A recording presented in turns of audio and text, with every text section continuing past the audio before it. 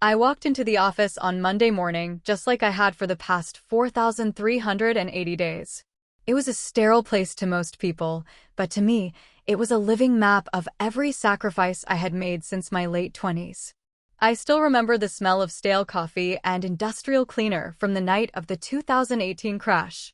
While the rest of the executive team was at a retreat in Aspen, I was sitting at a desk with 3 monitors, manually rerouting supply chain data because our primary server had melted down. I stayed for 36 hours straight. I remember my wife calling me on our 5th anniversary that night, and me having to tell her that if I left, 60 people wouldn't have a paycheck on Friday. She understood then, or at least she pretended to, because she knew how much I cared about the foundation of this company. I was the ghost in the machine, the person who made sure the lights stayed on so the CEO, Mr. Henderson, could take the bows at the annual gala. Over 12 years, I built the legacy code that handled every single transaction we processed. I knew every quirk of our biggest clients, like the way the CEO of our largest account only liked to be called on his private landline on Tuesday mornings. I was the one who personally audited the books during the 2021 Federal Review when a minor accounting error threatened to shut us down. Henderson had patted me on the back then and called me the heartbeat of the firm. He told me that as long as he was in charge, I would have a home here.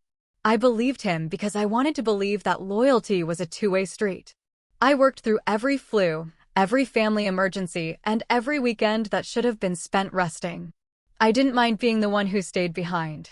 There was a quiet pride in knowing that the entire infrastructure of a $50 million operation rested on the systems I designed and the relationships I nurtured. My desk was a graveyard of cold dinners and missed opportunities, but I figured I was building equity in a future that was secure. I treated the company's money like it was my own, cutting waste and finding efficiencies that saved us 7 figures in overhead over the last decade. I was the giving tree of the corporate world, letting them take my time, my energy, and my youth until I was nothing but a sturdy trunk they used for support. I never complained when Henderson took the credit for my logistics overhauls in front of the board. I didn't care about the spotlight as long as the work was solid. My colleagues often joked that if I ever caught a cold, the company would go into cardiac arrest. I would just laugh and get back to work, never realizing how literal they were being. I had become so essential that I was invisible, like the oxygen in the room that no one notices until the windows are sealed shut. I had sacrificed my health and my personal life to ensure Henderson's name stayed on the building. I thought my 12 years of absolute devotion had earned me more than just a paycheck. I thought my loyalty bought me a seat at the table. I didn't realize I was actually just the table everyone was leaning on. I was still checking the morning shipment logs when the door to my office swung open and Henderson walked in with a wide, forced smile and a special guest. Henderson didn't even knock. He just strode in with a level of performative energy that usually signaled he wanted something for free. Standing beside him was a young man who looked like he had been curated by a high-end department store. This was Tyler, Henderson's son. I had seen photos of him on Henderson's desk over the years, graduation photos, skiing trips, yacht parties, all funded by the margins I had spent a decade protecting. Tyler was 23, dressed in a suit that cost more than my first car, and carried an air of unearned victory that made my stomach turn. Henderson beamed with a father's pride, but it was the kind of pride that blinded a man to reality. He introduced Tyler as our new chief operations consultant, a title that didn't exist until that very second. Tyler didn't offer a handshake. He just looked around my office with a squint of disapproval, as if the stacks of files and my 3-monitor setup were relics from a museum. I stood up, pushing back my chair, and tried to be the professional Henderson had always relied on. I told Tyler I was happy to have him on board and offered to spend the next few months mentoring him on the intricacies of our logistics and the delicate nature of our client contracts. I thought I was offering him a lifeline. Tyler just let out a sharp, condescending exhale that was halfway to a laugh. He leaned against my doorframe and told me that his MBA program had taught him everything he needed to know about modernizing legacy structures like ours. He used words like optimization, disruption, and synergy as if they were magic spells that could replace a decade of experience. When I mentioned the specific coding language our servers use to communicate with our overseas partners, he cut me off. He told me that my methods were quaint, but that the world had moved on while I was buried in my spreadsheets. Henderson just stood there, nodding along to every word his son said, seemingly oblivious to the fact that Tyler was insulting the very man who kept his bank account full. I watched as Tyler picked up a prototype on my desk, turned it over like it was a piece of junk, and set it back down with a smirk. There was no respect for the history of the firm or the sweat equity I had poured into every brick of the place. To Tyler, I wasn't the architect of the company's success. I was just a slow-moving obstacle in the way of his vision. I tried one more time to explain why our largest client required a specific manual oversight process, but Tyler just held up a hand to silence me. He told me he wasn't there to learn how things were done. He was there to show us how they should be done. It was the entitlement of a person who had never actually had to build anything, yet felt qualified to tear it all down. Henderson clapped me on the shoulder and told me to give Tyler the grand tour, but Tyler was already looking past me, checking his gold watch as if my time was the only thing of no value in the room. I spent a week trying to show him the load-bearing walls of our company. He told me he was going to disrupt the space. I didn't know the first thing he'd disrupt was my career. The following Tuesday started with an ominous silence that felt heavy in the hallway air. I was called into the main conference room at 10 in the morning, but as I walked in, I realized this wasn't a private meeting. The entire staff was already there, lined up against the glass walls with expressions ranging from confusion to pure dread. Henderson stood at the head of the table, his face flushed with a forced, corporate resolve. Tyler sat next to him, tapping a silver pen against a leather-bound tablet, looking like a judge ready to pass a sentence he'd already written weeks ago. Henderson didn't ask me to sit. He didn't even look me in the eye. He cleared his throat and began a speech about the future of the company, using words like agility and overhead reduction. He told the room that in order to reach the next level of growth, the company had to move away from its old dependencies. Then he turned to me. In front of the people I had trained, the people I had protected, and the people whose jobs I had saved 3 years prior, he announced that my position was being eliminated effective immediately. I felt the blood drain from my face as a low murmur rippled through the office. I asked about my severance package, the one clearly outlined in my 12-year-old contract for a termination without cause. That was when Tyler finally stopped tapping his pen. He slid a piece of paper across the table toward me, a thin smirk playing on his lips. He told me that they had conducted a performance review of my last quarter and found what he called a gross misappropriation of company resources. Apparently, Tyler had gone through my logs and decided that the hours I spent on manual server maintenance were actually unauthorized overtime and a failure to implement modern automated solutions. He called it a breach of duty. Because of this fabricated performance loophole he'd engineered, they were firing me for cause. 12 years of loyalty, of 80-hour weeks and missed holidays, were being wiped out by a 23-year-old with a grudge and a spreadsheet. I wouldn't get a single cent of severance.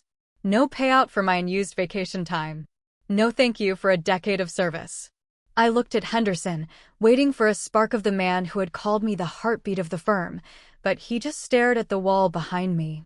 Tyler leaned back in his chair, crossing his arms with an air of immense self-satisfaction. He told me not to worry about the department because he had already automated my entire workflow with a basic script he'd written over the weekend. He looked me up and down and said that my job just wasn't that hard, and the company was tired of paying a premium for work a piece of software could do better. I saw the shock on my colleagues' faces, the way some of them looked away in shame, unable to watch the public execution of the person who had practically built the roof over their heads. I didn't beg. I didn't raise my voice. I just picked up my briefcase and watched as 2 security guards I'd known by name for years stepped into the room to lead me out. They looked apologetic, their eyes downcast as they stood on either side of me. I walked through the lobby, passing the awards on the wall that were only there because of my late nights, and headed toward the glass doors for the last time. Henderson followed me out into the foyer, away from the prying eyes of the staff, perhaps looking for one last moment of absolution. As security escorted me out, The CEO whispered that I shouldn't take it personally because it was just business. I stopped for a second, looked him dead in the eye with a calm that seemed to unnerve him, and told him he was right. And business was about to get very expensive for him. The drive home was the quietest 30 minutes of my life. Most people in my position would have been white-knuckling the steering wheel or sobbing over the sudden loss of their identity, but I felt a strange, icy clarity settling over me.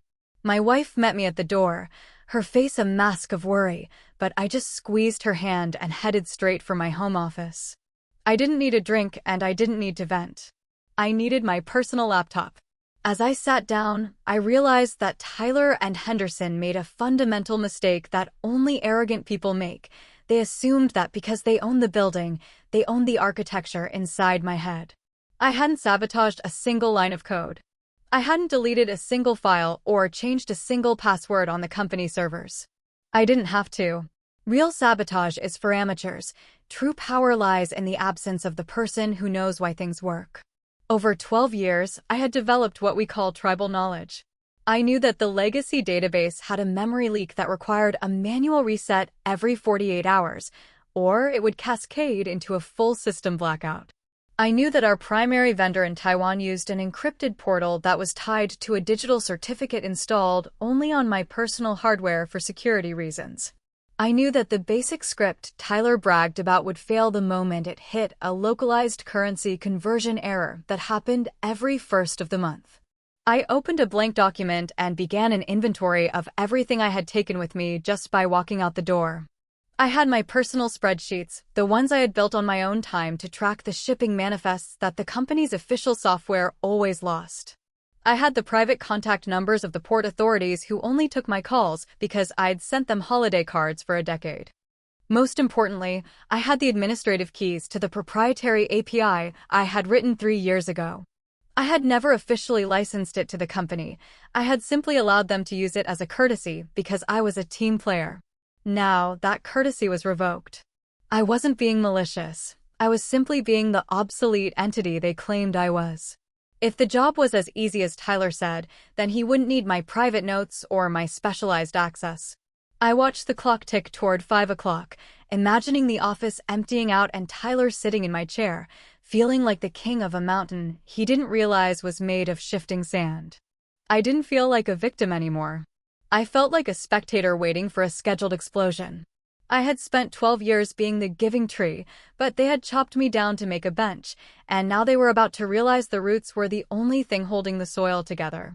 I spent the weekend in my garden, pulling weeds and enjoying the sun, deliberately ignoring the itch to check the company's public-facing site. I knew the architecture. I knew the pressure points. I knew that Tyler's automated dream was built on a foundation of my manual labor. Without the ghost in the machine to steer the ship through the rocks, the hull was going to hit something hard, and it was going to happen fast. I sat on my porch on Sunday evening, watching the sunset, and turned my phone to Do Not Disturb. I knew the load-bearing walls would start cracking by Tuesday. I just didn't expect the first call to come on Monday night. By Monday afternoon, the digital smoke began to rise. I didn't have to go looking for it. My former colleagues made sure it found me. It started with a notification from LinkedIn. Henderson had posted a company-wide update, but it wasn't the standard corporate fare. It was a carefully worded, venomous piece of character assassination disguised as a strategic pivot announcement. He wrote about the challenges of transitioning away from what he called unreliable, antiquated management structures that had supposedly left the company with hidden technical debts and operational inefficiencies. He didn't name me directly, but he didn't have to. He referenced the previous head of logistics and claimed that the recent service latencies and shipment errors were the direct result of my undocumented and disorganized workflows. He was setting the stage for a narrative where everything that went wrong in the coming weeks would be my fault, and everything that went right would be a testament to Tyler's genius. It was a classic smear campaign designed to protect the company's stock price and Henderson's ego by burying my 12-year legacy under a mountain of lies. But while Henderson was busy playing architect on social media, the actual building was on fire. My phone began to buzz incessantly with private messages from the people still trapped inside the office. The staff wasn't buying the public story. Sarah, My former lead assistant sent me a frantic text describing the atmosphere as a total war zone. She told me that Tyler had spent the morning screaming at the IT department because his automated script had accidentally wiped a month's worth of pending invoices. Instead of admitting he made a mistake, Tyler had blamed the messy data architecture I had left behind. He was implementing a zero-tolerance policy, meaning anyone who pointed out a flaw in his new system was accused of being a dinosaur and threatened with termination.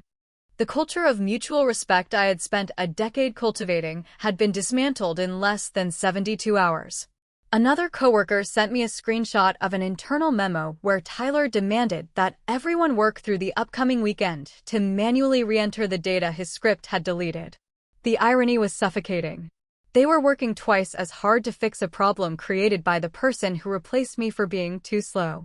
The messages kept coming, painting a picture of a sinking ship where the captain was busy polishing the brass while the hull was wide open. I saw texts about clients being put on hold for hours, vendors refusing to release shipments because the payment portal was down, and Tyler pacing the floor, blaming everyone from the server providers to the weather for his own incompetence. One senior developer told me that the ghost of my presence was everywhere. Every time they tried to bypass a block, they hit a security wall that only I had the credentials to pass. They were realizing that I hadn't just been an employee, I had been the central nervous system of the entire operation. Henderson's LinkedIn post gathered likes from people who didn't know the truth, but in the comments, I saw the first cracks. A longtime vendor replied publicly, asking why their gold standard service had suddenly plummeted to unacceptable levels in a single week. Henderson's only response was more corporate jargon about transition periods. They were trying to bury my reputation to save their own, painting me as the villain of a story I had spent my life writing. I felt a surge of cold, righteous anger. I had been willing to walk away quietly, to let them fail on their own terms, but they decided to make it personal. They wanted to play with the books? Fine. If I was going to be the mismanagement they blamed for their downfall, I was going to make sure the world saw exactly what they were managing. I realized that as long as I stayed silent, Henderson and his son could keep spinning their web of lies. They thought they had seen the last of me when security walked me out, but they forgot that I still had the blueprints. I had the logs. I had every receipt, every email, and every fiscal year-end report that proved who was actually keeping that company afloat. They were trying to bury my reputation to save their own. So, I decided it was time to open the books and perform a full, private audit. I cleared my kitchen table and opened my laptop, but I wasn't looking at the company's public website this time. I was opening a folder labeled Personal Archive. This was the spreadsheet of doom, a master file I had maintained for years to track the true health of our operations. In the corporate world, there is the math you show the board, and then there is the math that actually keeps the doors open. I began a methodical, line-by-line audit of what my departure actually cost the firm, and the numbers were staggering. I started with Section A, the value of retention. Most people think clients stay for a brand name, but in logistics, they stay for the person who answers the phone at 3 in the morning. I listed the 5 whale accounts that represented 60% of our annual revenue. I had personally negotiated every one of those contracts. I knew that the Miller Group only stayed because I waived their late delivery fees during the 2022 port strike, and I knew the Sterling Corporation had a key man clause in their informal agreement. They were with us because they trusted my oversight.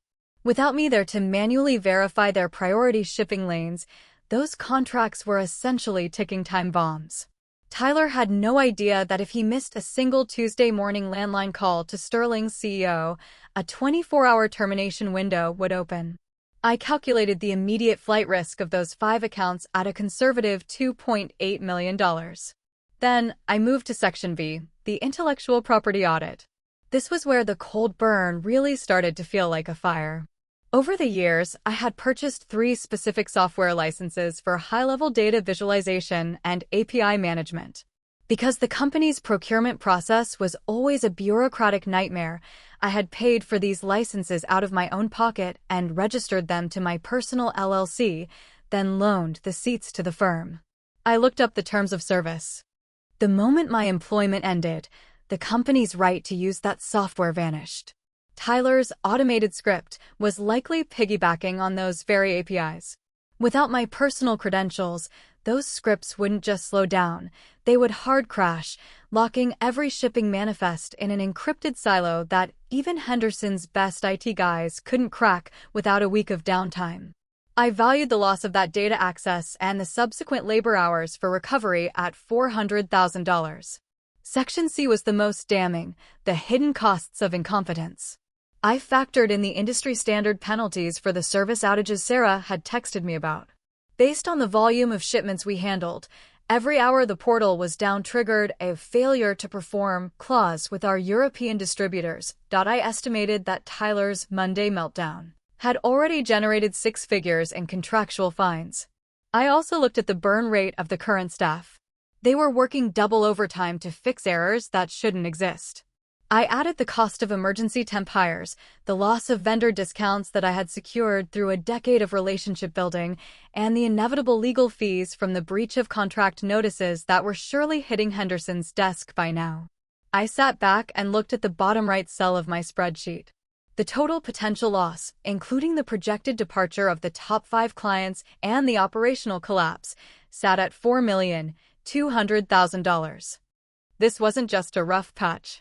This was a terminal diagnosis for a medium-sized firm. Henderson had fired a $70,000 a year overhead cost, only to invite a $4 million catastrophe into his living room. He had traded the person who knew where the leaks were for a son who was currently drilling more holes in the hull. I stared at the red numbers on the screen, feeling a strange lack of pity. I had tried to warn them. I had offered to stay and train the boy. I had offered to bridge the gap. They had responded by calling me a dinosaur, a mismanagement risk, and an obsolete relic in front of my peers. They wanted to see what the company looked like without my antiquated influence. This was it. It was a digital ghost town, a series of broken links and angry phone calls. I saved the file to a thumb drive and closed the laptop.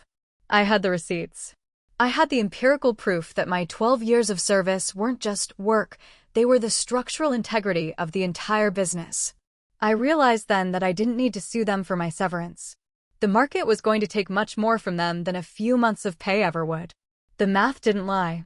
They weren't just losing money, they were hemorrhaging blood. And then the first third party arrived at my door. I was in the middle of preparing a simple dinner when the phone on the counter began to vibrate with a force that suggested urgency. It wasn't a number from the office, nor was it one of the coworkers who had been leaking me the internal chaos. It was a 212 area code, a number I knew by heart despite not having it saved in my personal contacts. It was Marcus Vance, the CEO of Sterling Corporation, our largest account and the undisputed whale of the firm. In 12 years, Marcus had never called my personal cell. He was a man of strict boundaries and even stricter expectations.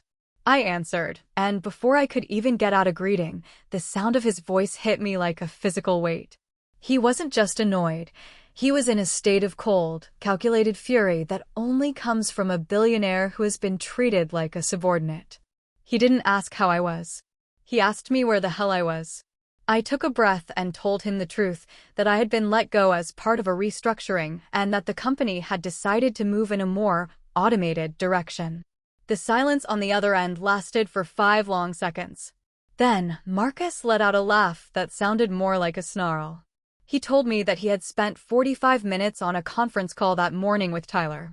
He described Tyler as an arrogant, stuttering child who had the audacity to tell a man with 40 years of industry experience that his input was being noted but wasn't a priority. Tyler had apparently missed the critical midnight deadline for the Sterling overseas shipment, a deadline I had never missed in a decade, and when Marcus demanded an explanation, Tyler told him that the new system was optimizing the route and he just needed to be patient. But Marcus Vance isn't a patient man. He told me that when he pushed harder, Tyler actually scoffed and told him that maybe Sterling Corporation needed to modernize its own expectations. I could feel the heat through the phone as Marcus recounted the conversation. He told me that Henderson's son was a liability who didn't understand the first thing about the logistics world. But the real blow came next. Marcus told me that the shipment Tyler had delayed contained sensitive medical components with a strict temperature-controlled shelf life. Because the automated script had flagged the shipment as standard freight to save $300 in fuel costs, the entire $2 million cargo was now sitting in a non-refrigerated warehouse in Singapore. It was ruined. Every cent of it. Marcus told me that he had already instructed his legal team to prepare a breach of contract notice. Then his voice softened, dropping into a tone that was terrifyingly quiet. He told me that the only reason Sterling had stayed with the firm through the 2018 crash and the 2021 audit was because I was the one at the helm. He said he trusted my eyes, not Henderson's name. Then he delivered the ultimatum that I knew would be the death knell for the company. He told me that if I wasn't back in that office by tomorrow morning with full oversight of his account, he was pulling the $2 million contract immediately. He wasn't interested in talking to Henderson, and he certainly wasn't interested in being lectured by Tyler again. He told me I was the only person who could fix this, but if I was out, then he was out. I hung up the phone and looked at the cold dinner on my plate. The whale was the first domino. By Wednesday, the CEO's son had managed to turn our most loyal partners into our biggest legal threats. The vibration of my phone on the wooden table sounded like a death rattle. I didn't even have to look at the screen to know who it was. The caller ID confirmed my suspicion: Henderson. Not the office line, but his private number, the one he only used for emergencies or to brag about his latest weekend at the club. I let it ring until the very last second before answering. I didn't say a word. The silence on the line was thick with a tension I had never felt from him in 12 years. Gone was the booming, self-assured voice of the man who had stood by while security marched me out of the building. Instead, I heard a man who sounded like he had aged a decade in 4 days. He didn't offer a greeting. He went straight into a command, his voice tight and strained. He told me that there had been a massive misunderstanding with the Sterling account and that I needed to log into the remote server immediately to reroute the Singapore manifest. He spoke as if I were still on the payroll, as if the public humiliation in the conference room had been a fever dream. He told me to get it done within the hour, and then we could chat about my future. I leaned back in my chair, watching the shadows lengthen across my living room wall, and felt a wave of icy calm. I told him that I no longer had access to the servers, as my credentials had been revoked for cause, and besides, I was busy with my personal life. Henderson's tone shifted instantly from a command to a desperate plea disguised as a guilt trip. He started talking about the family, not his own, but the company family. He reminded me of the people whose mortgages depended on the Sterling contract. He told me that if the company went under, it would be on my conscience for walking away when things got tough. He actually had the nerve to say that I was being selfish for letting a little disagreement with Tyler stand in the way of 60 people's livelihoods. I listened to him ramble about loyalty and the long hours we had put in together, waiting for him to realize the hypocrisy of his words.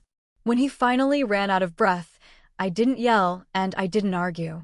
I simply asked him, with as much genuine confusion as I could muster, who I was speaking to. I told him that I had been informed, quite publicly, that my methods were antiquated and that my presence was a liability to the firm's modernization. I told him that since a basic script had already automated my job, he should probably just call the script for help. The silence on the other end was absolute. He tried to stammer out an apology, but I cut him off. I told him that I was sorry, but I didn't recognize the voice on the other end, because the man I used to work for would never have been so incompetent as to let a child destroy a 12-year legacy in a weekend.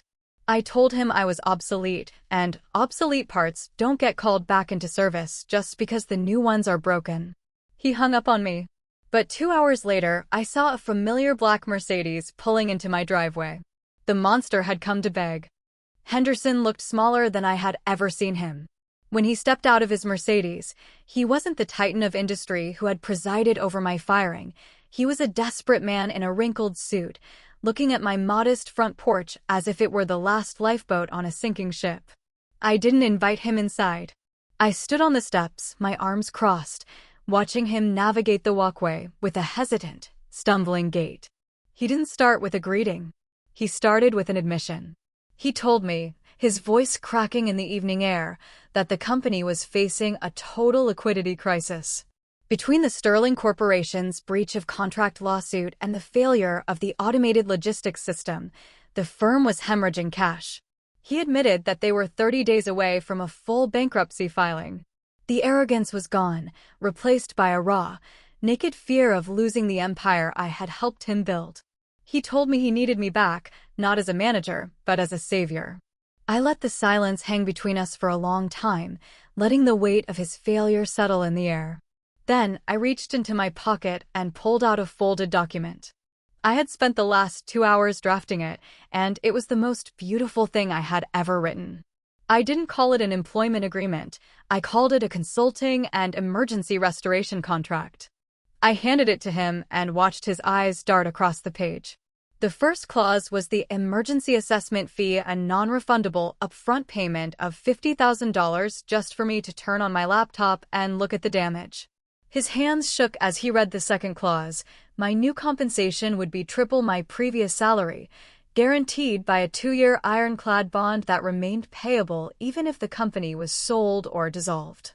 I saw his jaw tighten, but he didn't say a word. He kept reading until he hit the third clause, and that was where he stopped. The third clause was the operational autonomy provision. It stated that for me to return, there had to be a total removal of the elements that caused the system failure. Specifically, it required the immediate and permanent termination of Tyler Henderson for gross negligence and professional incompetence. I didn't just want Tyler out of my department. I wanted him out of the building with a signed agreement that he would never hold a position of influence in the firm again. Henderson looked up at me, his eyes pleading. He started to stammer about how Tyler was his son, how he was just a kid who made a mistake, and how this would destroy the boy's career before it even started. He asked me if I could find a way to work with him, to maybe move him to another department where he couldn't do any harm. I didn't move an inch. I told him that I wasn't there to negotiate the feelings of a man who had stood by while his son mocked my life's work in front of my staff. I told him that the kid he was protecting was the same person who had tried to steal my reputation and leave me with nothing. I gave him a simple choice. He could save his son's pride and watch the company burn to the ground in 4 weeks, or he could save his legacy and fire the person who set the match. I told him that my time was now billed by the minute, and every second he spent defending nepotism was a second closer to the bank taking his house. He looked down at the contract, then back at his car, looking for an exit that didn't exist. He was caught between his blood and his greed, and for a moment, I actually thought he might walk away. The CEO looked like he had swallowed glass when he saw the clause about his son. But then his phone buzzed. It was the bank. They were pulling the line of credit. The following Monday was a mirror image of the day I was fired, but the roles had been perfectly reversed. I stood in the glass-walled lobby, my hands in my pockets, watching as the same security guard who had escorted me out now stood behind Tyler's desk. Tyler wasn't wearing his designer suit anymore. He looked disheveled, his face a mask of tearful rage as he shoved his belongings into a cardboard box. He tried to lock eyes with me, to find some last scrap of the power he had wielded so poorly, but I simply looked through him as if he were a ghost. He was walked to the exit in total silence, the office staff watching with a collective sense of relief that was almost audible. Henderson sat in his office with the door closed, stripped of his authority and bound by a contract that made him essentially my subordinate in everything but name. I spent the rest of the day systematically dismantling the automated disaster he had built, restoring the legacy code, and personally calling Marcus Vance to let him know the ship was back on course. The company survived, but it was no longer Henderson's kingdom. It was a structure I now controlled with absolute, clinical precision. I sat in my old office, which had been expanded and refurbished per my requirements, and realized that the silence was no longer heavy. It was peaceful. The moral of the story is one that Henderson and his son had to learn at the cost of their dignity and millions of dollars. A building can have the most expensive gold leaf on the roof and the most modern windows in the world. But if you spit on the person who laid the bricks, the whole thing is coming down.